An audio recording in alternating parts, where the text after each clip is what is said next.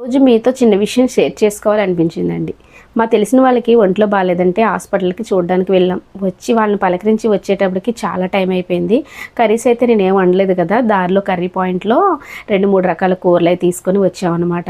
మంచి ఆకలి మీద ఉన్నామండి. తీరా అవి నోట్లో పెట్టెత్తుకునేటప్పటికి ఎంత వరస్ట్‌గా ఉన్నాయంటే నాకైతే చాలా బాధ కలిగింది. ఎందుకంటే డైలీ నేను ఏదో ఒకటి కర్రీ వండుతాను. కానీ అక్కడే పక్కనే హాస్టల్ కూడా ఉందనమాట. హాస్టల్ పిల్లలందరూ కూడా అక్కడే కర్రీస్ అనేది కట్టించుకుంటున్నారు.